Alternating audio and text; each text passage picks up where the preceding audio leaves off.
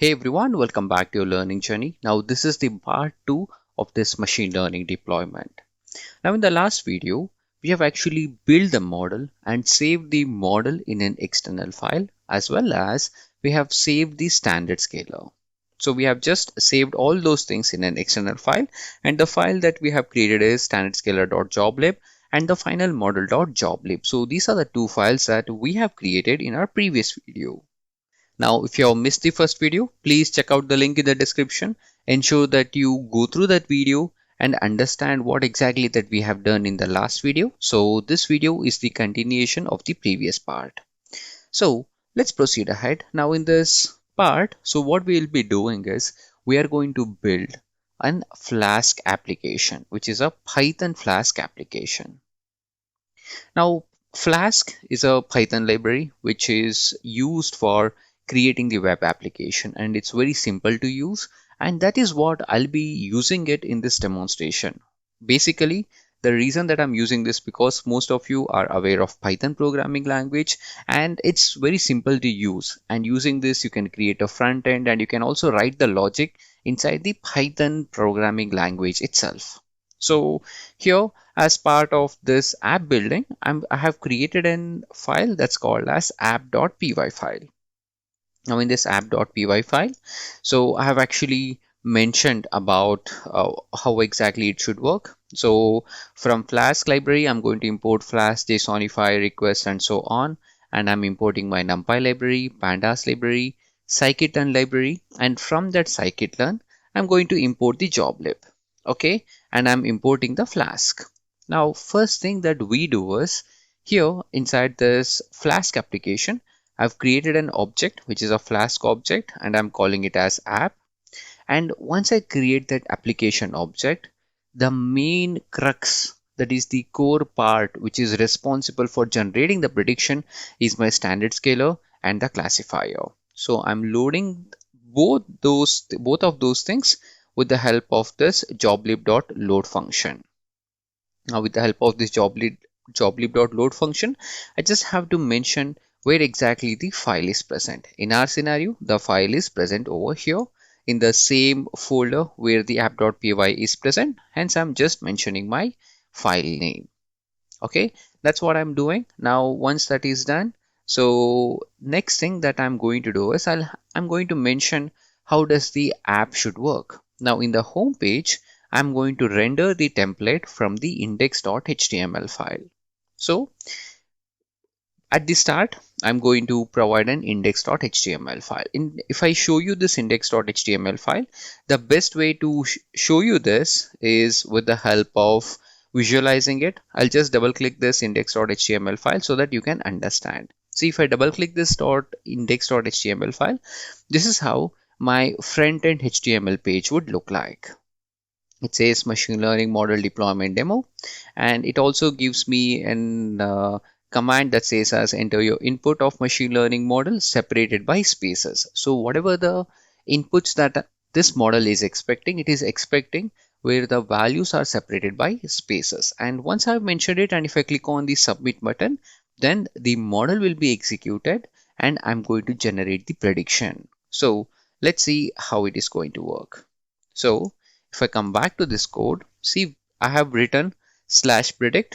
So what I have mentioned is if I go inside this index.html, I've mentioned some logic. I'm saying that if I press on this submit button, then whatever the items or whatever the input that I have mentioned over there, so that is going to call my predict. Okay, that is going to initialize my predict page. Okay, that's what it says. So when it calls the predict with the method as post, now whatever the information that I'm getting it over there with the help of text input area, I'm going to separate it with the help of spaces because that is what I had given over there as the information for the user. Now if you want, you can also provide the highlight saying it as okay, hey, separate the value with the help of comma. Now you can do whatever you want as per your own requirement. If you want, you can also add your own validation as well. You can write the regular expression and check whether the user has entered the valid input or not, and then you can take back to the previous page. So you can do all sort of stuff. Okay, for now I'm keeping it simple I'm going to split the given input, and for those initial values that I would get, that is once the split is completed, I'm going to convert it into the floating point. Then the next thing that I'm going to do is whatever the standard scalar that I have loaded, I'm going to apply the transform on the new input data. So this is very important.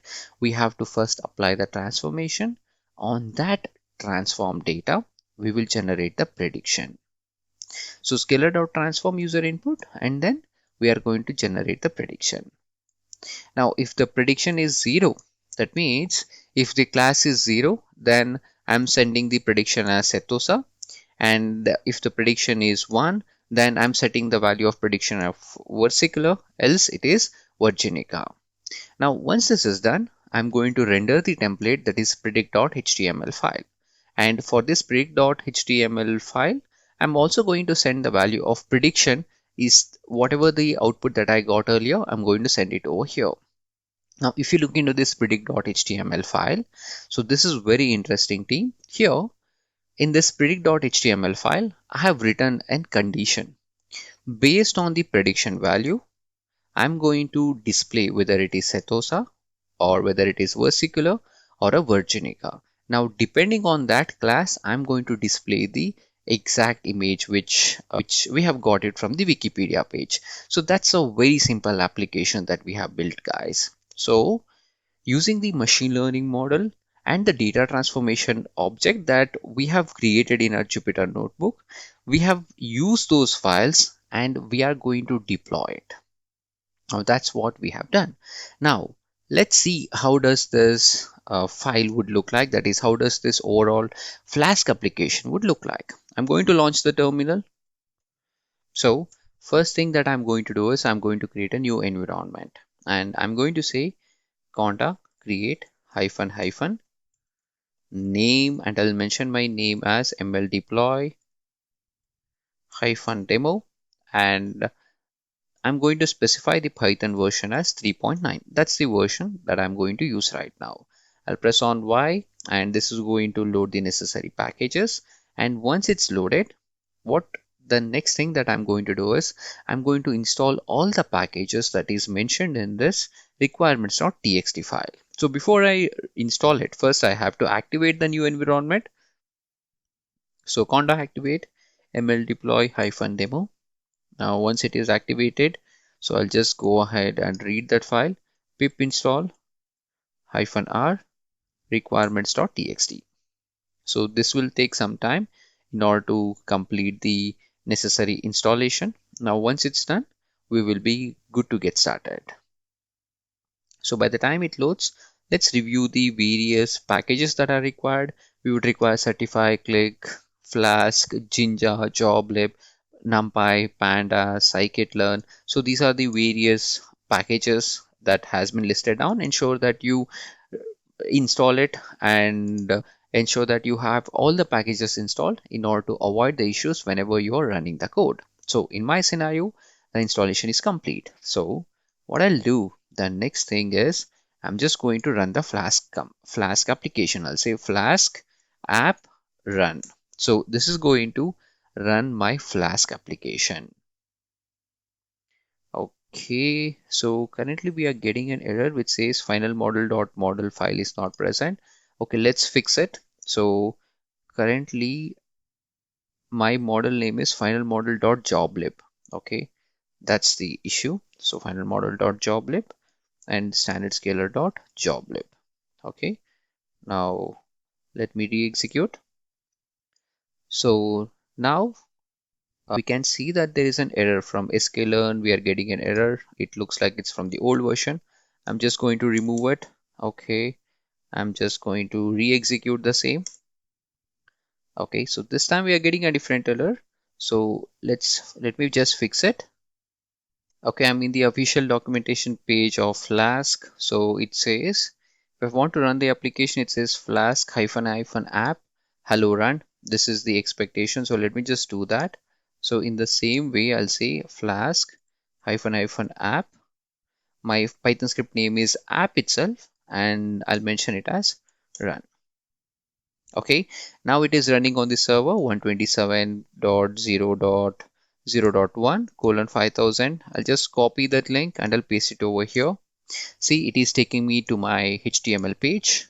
Now in this HTML page, it is asking me to provide the input. I'll mention the input as 10, 20, 5 and 1.